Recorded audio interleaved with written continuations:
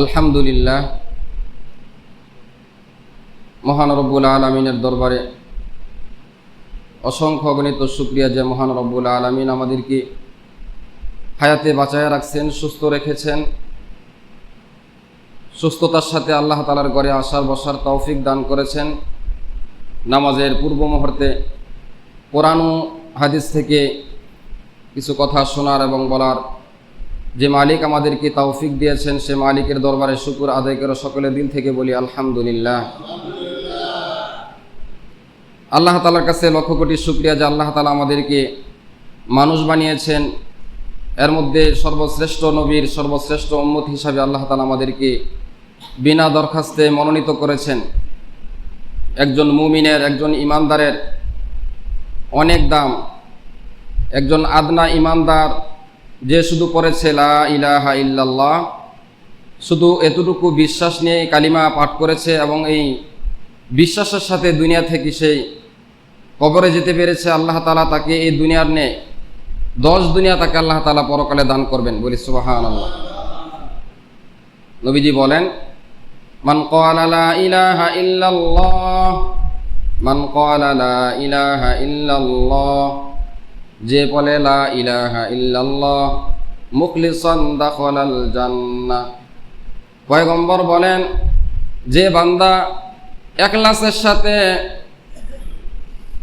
আল্লাহ তাআলাকে বিশ্বাস করে, ইমানের কালিমা, ইয়াকিনের কালিমা, বিশ্বাসের কালিমা অন্তর থেকে পাঠ করে, নবীজি বলেন, মান ক্বালা লা ইলাহা ইল্লাল্লাহ মুখলিসান দাখালাল জান্নাহ, সে নিশ্চয়ই জান্নাতে প্রবেশ করবে।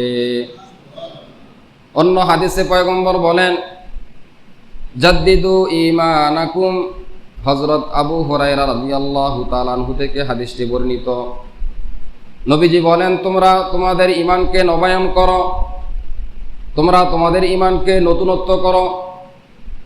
কারণ মানুষের শরীরে যে জামা কাপড় পরিধান করে, কয়েকদিন এটা পরিধান করার পর সেটা নোংরা হয়ে যায়, ময়লা হয়ে যায়, ময়লাযুক্ত হয়ে যায়।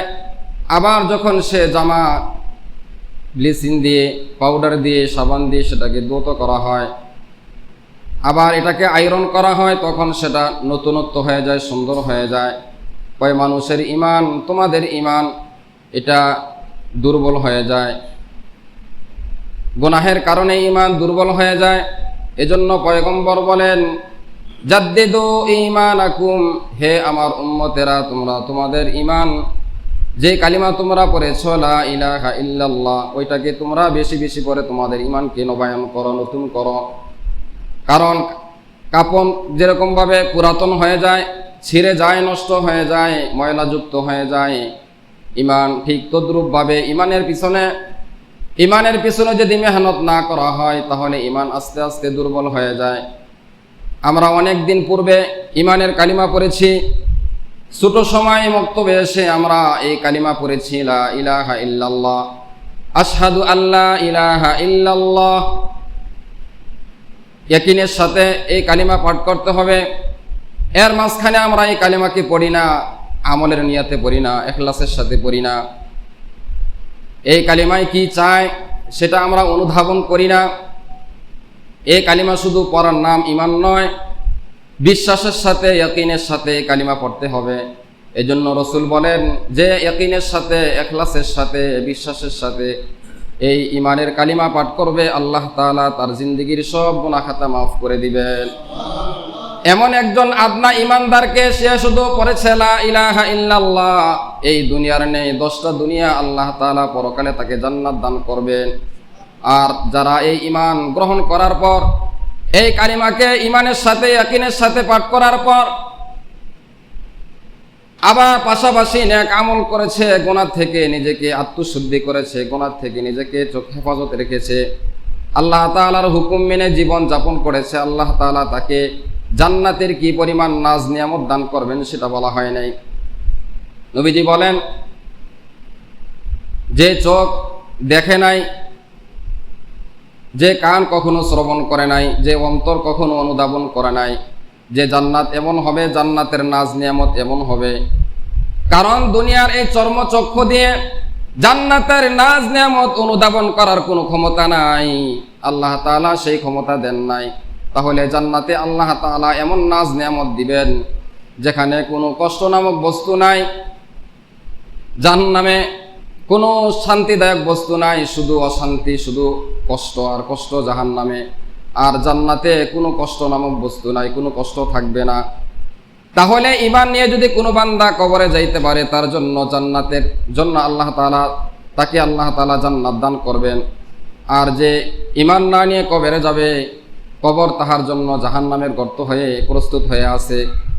এজন্য পয়গম্বর বলেন, তোমরা ঈমানকে নতুনত্ব করো। রাসূল বলেন, বেশি বেশি এই কালিমা পাঠ করো, লা ইলাহা ইল্লাল্লাহ, লা ইলাহা ইল্লাল্লাহ। এই কালিমা তোমরা বেশি বেশি পড়ো, ইয়াকিনের সাথে, ইখলাসের সাথে। শুধু পড়লাম, এই পড়তে পারা এটা ইহুদি, খ্রিস্টান, বৌদ্ধ, নাসারা সকলেই পড়তে পারে।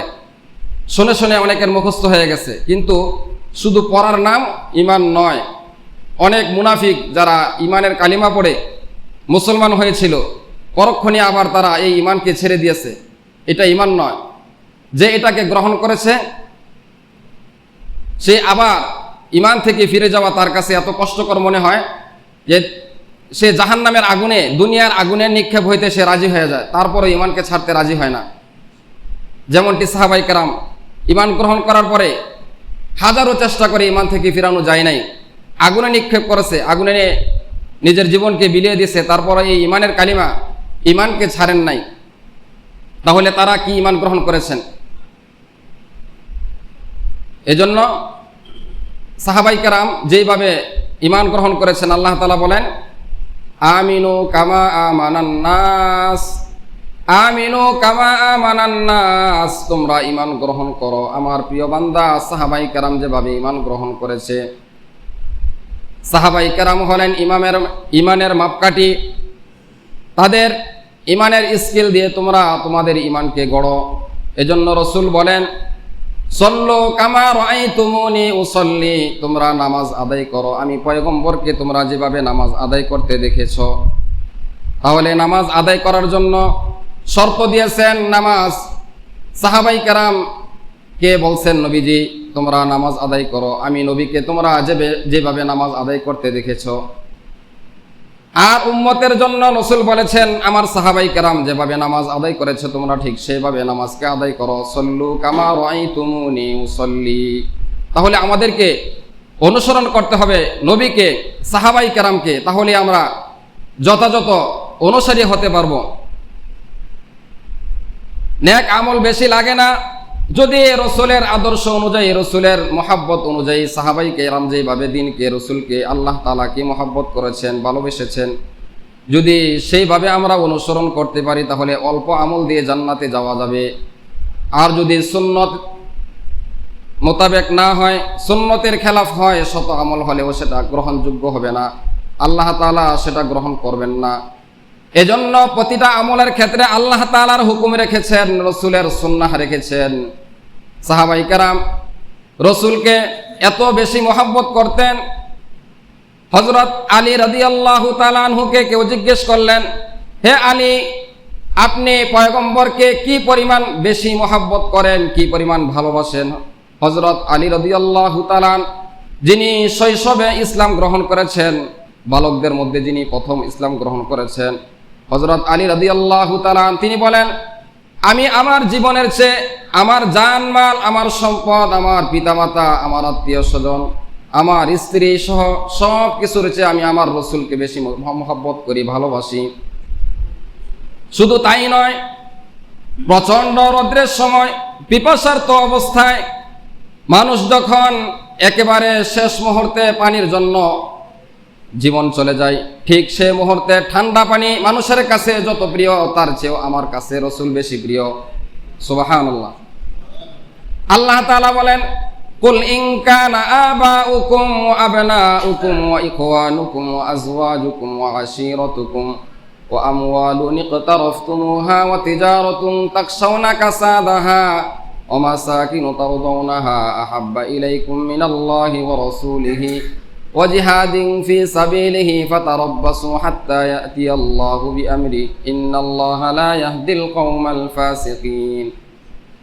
সূরা তাওবা আল্লাহ তাআলা বলেন, হে পয়গম্বর আপনি জানিয়ে দেন, কুল ইন কানা আবাউকুম, আপনার উম্মত যদি তারা তাদের পিতামাতা, তাদের আত্মীয় স্বজন, তাদের সম্পদ, তাদের সন্তান, তাদের স্ত্রী এবং তাদের ব্যবসা বাণিজ্য, তাদের যে ব্যবসা বাণিজ্যে কখনো লাভ হয় কখনো লোকসান হয়, তাদের কষ্টে উপার্জিত বাড়িঘর, থাকার জায়গা, অট্টালিকা, এই সব কিছু যদি আল্লাহ তাআলার রাস্তায় ব্যয় করা এবং আল্লাহ এবং তার রসুলকে মহাব্বত করার চেয়ে বেশি তাদের কাছে সেগুলো প্রিয় হয়, তাহলে তাদেরকে আপনি আল্লাহ তাআলার কঠিন ঘোষণার কথা জানিয়ে দেন যে আল্লাহ তাআলা এমন বান্দাদেরকে ভালোবাসেন না, মহব্বত করেন না, যারা রসুলকে এই সব কিছুর চেয়ে, আল্লাহ তাআলাকে সব কিছুর চেয়ে এবং আল্লাহ তাআলার পথে দ্বীনের জন্য, ইসলামের জন্য সবচেয়ে বেশি মহব্বত ভালোবাসা না বাসে।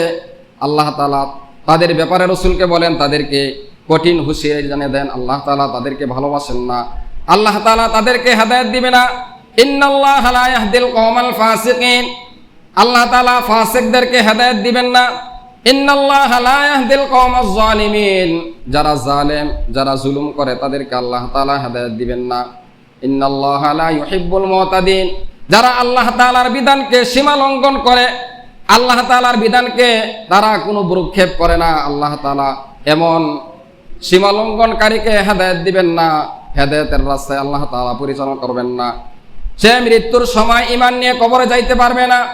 এজন্য ঈমান নিয়ে যাওয়ার জন্য রসুল এবং আল্লাহ তাআলাকে যথাযথ মহব্বত করতে হবে, ভালোবাসতে হবে। দিনকে আল্লাহ তাআলার জন্য মহব্বত করতে হবে, রসুলের মহব্বত, আল্লাহ তাআলার মহব্বত। আল্লাহ রাব্বুল আলামিন বলেন, ইন্নাল্লাযীনা ইউযুনাল্লাহা ওয়া রাসূলাহু লা'নাহুমুল্লাহু ফিদ দুনিয়া ওয়াল আখিরাহ, যারা আল্লাহ এবং তার রসুল, ইউযুনাল্লাহা ওয়া রাসূলাহু, যারা আল্লাহ এবং তার রসুলকে কষ্ট দেয় কথার মাধ্যমে, রসুলের চরিত্রের উপরে তুহমত দিয়ে, অপবাদ দিয়ে যারা রসুলকে কষ্ট দেয়, ইন্নাল্লাযীনা ইউযুনাল্লাহা ওয়া রাসূলাহু, আল্লাহ তাআলাকে গালি দেয়, আল্লাহর রসুলকে যারা গালি দেয়, ইউযুনাল্লাহা ওয়া রাসূলাহু, আল্লাহ তাআলা বলেন তাদেরকে আপনি জানিয়ে দেন, লা'নাহুমুল্লাহু ফিদ দুনিয়া ওয়াল আখিরাহ, তাদের জন্য লা'নাহুমুল্লাহ, আল্লাহ তাআলার অভিশাপ, লানত, ফিদ দুনিয়া, দুনিয়া, ওয়াল আখিরাহ, দুনিয়ার জীবনে তাদের উপরে লানত, পরকালে তাদের উপরে অভিশাপ, লানত। যারা আল্লাহ এবং তার রসুলকে কষ্ট দেয়, রসুলের চরিত্র নিয়ে যারা কটূক্তি করে, এমন রসুল, যে রসুল দুনিয়াতে আগমনের পর এমন একটি সময় দুনিয়াতে আগমন করেছেন, পদার্পণ করেছেন, গোটা আরব জাহান অন্ধকারে ছেয়েছিল। মানুষ জুলুম, অত্যাচার, চুরি, ডাকাতি, রাহাজানি, ছিনতাই, জুলুম, অন্যায়, অত্যাচার মানুষের উপরে ছিল। ইনসাফ ছিল না, ন্যায় ছিল না, শুধু জুলুম ছিল। মানুষের সম্পদ আত্মসাৎ ছিল। এমন এক কঠিন মুহূর্তে পয়গম্বর যখন দুনিয়াতে পদার্পণ করেন, তখনও পয়গম্বর হন নাই, নবুয়তি লাভ করেন নাই।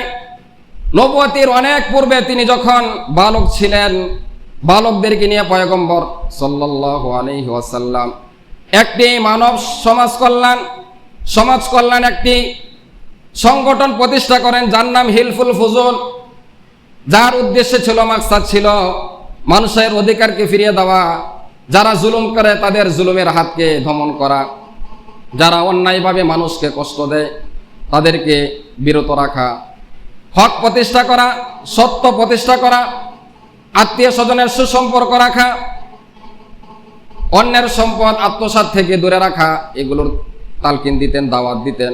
তখনও পয়গম্বর হন নাই, তখনও নবুয়ত লাভ করেন নাই। ঠিক নবুয়তের পূর্বে রসুলের জেহানে আল্লাহ তাআলা এই চিন্তা দিয়েছিলেন, নবীজি এজন্য সমাজের মধ্যে যাতে জুলুম, অত্যাচার, জুলুম, নির্যাতন না হয়, এজন্য একটি সংগঠন তৈরি করেন, যার নাম হলো হিলফুল ফুজুল। এর মাধ্যমে যাতে সমাজে ইনসাফ প্রতিষ্ঠা হয়, দুর্বলের উপরে যাতে সবল জুলুম না করতে পারে, অত্যাচার না করতে পারে, এই জন্য মানুষের অধিকার আদায়ের জন্য এই সংগঠন তৈরি করেন। একবার পয়গম্বর সাহাবায়ে কেরামকে বললেন, হে আমার সাহাবায়ে কেরাম, তোমরা কি জানো দুনিয়ার মধ্যে সবচেয়ে অসহায়, সবচেয়ে গরিবকে, ফকিরকে? সাহাবায়ে কেরাম বললেন, ইয়া রাসূলুল্লাহ, আমাদের মধ্যে যার সম্পদ নাই, টাকা নাই, অর্থ নাই, সে দরিদ্র, সেই হতভাগা। পয়গম্বর বলে, না, আমি এটা জানতে চাই নাই। প্রকৃতপক্ষে সে সবচেয়ে দরিদ্র এবং অসহায়, নিঃস্ব, যে দুনিয়াতে হজ করেছে, যাকাত দিয়েছে, নামাজ আদায় করেছে, কিন্তু অন্যের সম্পদ আত্মসাৎ করার কারণে, অন্যের উপরে অন্যায়ভাবে জুলুম করার কারণে হাসরের ময়দানে সে জালেম হিসাবে আল্লাহ তাআলার দরবারে সে দাঁড়াইতে হবে। আল্লাহ তাআলা তখন ওই জালেম থেকে, যার উপরে জুলুম করা হয়েছিল, তার বিনিময় চাইবে। সে একাধিকবার হজ আদায় করেছিল, যাকাত দিয়েছিল, রমজানের রোজা রেখেছিল, 5 ওয়াক্ত নামাজ আদায় করেছিল, কিন্তু মানুষের উপর জুলুম করার কারণে হাসরের ময়দানে আল্লাহ তাআলা ওই বান্দা থেকে তার পাওনা আদায় করে তার পাওনা পরিশোধ করবেন। হাসরের ময়দানে সম্পদ দিয়ে পরিশোধ করার কোনো সুযোগ থাকবে না। তখন আল্লাহ তাআলা বলবেন, তোমার নেকগুলো দিয়ে দাও, তার নেকগুলো দেওয়া হবে। আর ওই মজলুম, যার উপরে জুলুম করা হয়েছে, তার গুনাহগুলো তার কাঁধে চাপিয়ে দেওয়া হবে। এবার দিতে দিতে ওই বান্দার, জালেমের কোনো আর নেক থাকবে না, শুধু গুনাহ। এরপরে আল্লাহ তাআলা দেখবেন সে এত পরিমাণ মানুষের উপরে জুলুম করেছিল, অত্যাচার করেছিল, মানুষের হক নষ্ট করেছিল, ক্ষমতার কারণে জনগণের উপরে দুঃশাসন চালিয়েছিল, এইভাবে মানুষকে বিভিন্নভাবে কষ্ট দিয়েছিল। আল্লাহ তাআলা বলবেন, এবার ওই বান্দার গুনাহগুলো তার কাঁধে দেওয়া হবে, আর অবশিষ্ট তার কোনো নেক থাকবে না। এজন্য রাসূল বলেন, হাসরের ময়দানে সবচেয়ে অসহায়, দরিদ্র, ফকির ওই ব্যক্তি যে নামাজ, রোজা, হজ, যাকাত সব আমল নিয়ে যাওয়ার পরেও সে নিঃস্ব হয়ে যাবে। তার আমলগুলো যাদের উপরে জুলুম করেছিল তাদেরকে দিয়ে দিবে, আর তাদের গুনাহগুলো তার কাঁধে চাপিয়ে দেওয়া হবে। এই জন্য রাসূল ইনসাফ প্রতিষ্ঠার জন্য দুনিয়াতে এসেছেন। একবার এক মুনাফিক রাসূলকে বলতেছে, হে মুহাম্মদ, আপনি ন্যায় বিচার করেন, আপনার এই বিচারটা হয় নাই। পয়গম্বর বললেন, তুমি আমাকে ন্যায় বিচার শেখাইতেছ? আল্লাহ তাআলা আমাকে দুনিয়াতে সৃষ্টি করেছেন, আল্লাহ তাআলা আমাকে দুনিয়াতে আনছেন ন্যায় প্রতিষ্ঠার জন্য। ন্যায় প্রতিষ্ঠার জন্য আমি দুনিয়াতে আগমন করেছি। যা আল হক ওয়া যাহাকাল বাতিল, সত্য প্রতিষ্ঠা করার জন্য আমি দুনিয়াতে এসেছি। এজন্য হযরত ঈসা আলাইহিস সালাতু ওয়াস সালাম থেকে নিয়ে আমাদের পয়গম্বর পর্যন্ত দীর্ঘ 550 বছর, এই লম্বা সময়ে কোনো পয়গম্বর দুনিয়াতে আল্লাহ তাআলা পাঠান নাই। যার কারণে মানুষগুলো জাহিলিয়াতের যুগ ছিল, যাকে আইয়ামে জাহিলিয়াত বলা হয়। সেই আইয়ামে জাহিলিয়াত রাসূল হক প্রতিষ্ঠার মাধ্যমে সেই জাহিলিয়াত দূর হওয়ার পরে রাসূল বলেন, সুম্মাল্লাযীনা ইয়ালুনাহুম করনি সুম্মাল্লাযীনা ইয়ালুনাহুম, আমার যুগটা হলো সর্বশ্রেষ্ঠ যুগ। সত্য প্রতিষ্ঠার পরে সেই মূর্খতার যুগকে দূর করে নবীজি বলেছেন আবার করনি, যে আমার যুগ সর্বশ্রেষ্ঠ যুগ, এরপর আমার সাহাবাই কেরামের যুগ শ্রেষ্ঠ যুগ, তাবিঈদের যুগ শ্রেষ্ঠ যুগ। এইভাবে যত দূরে যাবে তত আস্তে আস্তে কমতে থাকবে। এজন্য কবি বলেন যে রাসূল দুনিয়াতে এসেছেন হক প্রতিষ্ঠার জন্য এবং জুলুমকে দূর করার জন্য, বদদিনীকে খতম করার জন্য,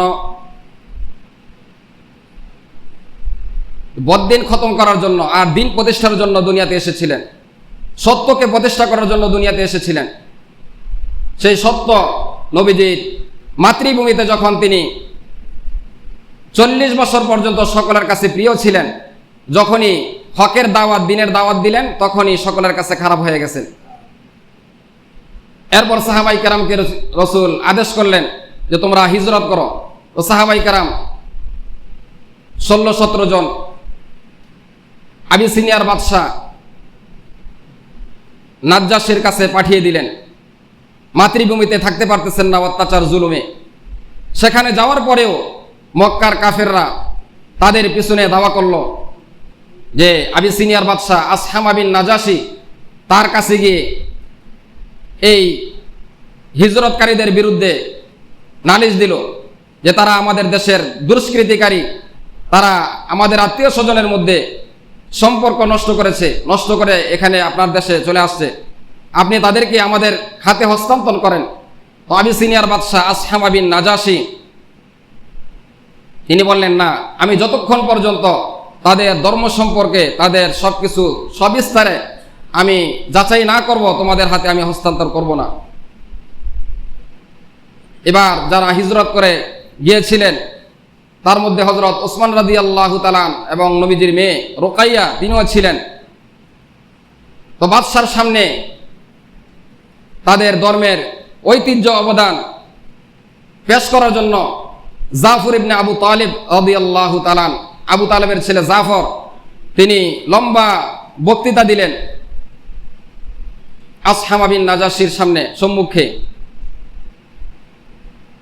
বললেন, হে বাদশাহ, আমরা পূর্বে ছিলাম মূর্খ, অজ্ঞ, আমরা মানুষের উপরে জুলুম করতাম, অত্যাচার করতাম, আমরা জিনা, ব্যভিচার, নেশা, দুনিয়ার এমন কোনো অপকর্ম নাই যেটা আমরা করি নাই, আমাদের সমাজে ছিল না। আত্মীয়তার সম্পর্ক নষ্ট, হারাম বস্তু ভক্ষণ, এভাবে যত অন্যায় হইতে পারে সমস্ত অন্যায়ের মধ্যে আমরা নিমজ্জিত ছিলাম, ডুবেছিলাম। আল্লাহ রাব্বুল আলামিন আমাদের উপরে রহম করেছেন, মেহেরবানি করেছেন, আমাদের জন্য একজন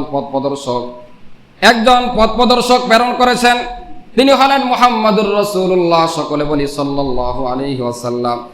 তিনি আমাদেরকে সত্য প্রতিষ্ঠার কথা বলেন, সত্য কথা বলতে বলেন, মিথ্যা ছেড়ে দিতে বলেন, আত্মীয়তার সম্পর্ক রক্ষা করার জন্য বলেন, মানুষের উপরে অন্যায়ভাবে জুলুম করতে নিষেধ করেন, এভাবে হারাম থেকে বেঁচে থাকার জন্য বলেন।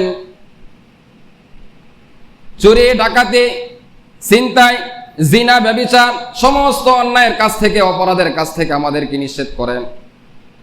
এই লম্বা বক্তৃতা হাবশার বাদশাহ আসহামা বিন নাজাশি শোনার পর ওনার চোখ দিয়ে অজরে পানি পড়তে লাগলো। তিনি পরক্ষণে বললেন, আমাকে কালিমা পড়িয়ে দাও, লা ইলাহা ইল্লাল্লাহু মুহাম্মাদুর রাসূলুল্লাহ। তিনি জাফর ইবনে আবু তালেব রাদিয়াল্লাহু তাআলা ওনার জবান থেকে এই বক্তৃতা শোনার পর তিনি ঈমান গ্রহণ করলেন এবং বললেন, আমর ইবনুল আস দুইজন গিয়েছিল তাদেরকে নিয়ে আসার জন্য, তাদেরকে বললেন, তোমাদের হাতে দেওয়া যাবে না, তোমরা যাও, তোমাদের দেশে চলে যাও। তাদের হাতে সুপুর্দ করলেন না। দীর্ঘ 3 মাস পর্যন্ত সেই সাহাবাই কারাম নিজের মাতৃভূমি ছেড়ে আবিসিনিয়ার বাদশাহ সেই তত্ত্বাবধানে ছিলেন, নিরাপদে ছিলেন। তো সত্য যখন ওনার কাছে স্পষ্ট হয়ে গেছে, শুধু সাহাবাই কেরামের জাফর ইবনে আবু তালেবের সেই ভাষণ শুনে তিনি ঈমান গ্রহণ করেছেন, ইসলামের ছায়াতলে তিনি চলে এসেছেন। তাহলে আমরা সেই রসুলের উম্মত, সেই নবীর আশেক, সেই নবীর উম্মত দাবি করি, সেই আদর্শ আমাদের মধ্যে থাকতে হবে। আমাদের পরিবারে, সমাজে, রাষ্ট্রে সেই আদর্শ যদি না থাকে, আমরা যতই শান্তির স্লোগান দেই, আমাদের শান্তি আসবে না। এই দুনিয়ার কোথাও শান্তি নাই, একমাত্র আল্লাহ তাআলার হুকুম এবং রসুলের আদর্শে আল্লাহ তাআলা শান্তি রেখেছেন। আপনি কোথাও শান্তি খুঁজে পাবেন না। যাদেরকে আমরা নিজেদের আইডল মনে করি, যুবকরা যাদেরকে, যে সমস্ত রাষ্ট্রকে নিয়ে গর্ব করি, তাদের কোনো শান্তি নাই, তাদের দিলে কোনো শান্তি নাই। সম্পদ আছে, টাকা আছে, কিন্তু শান্তি নাই।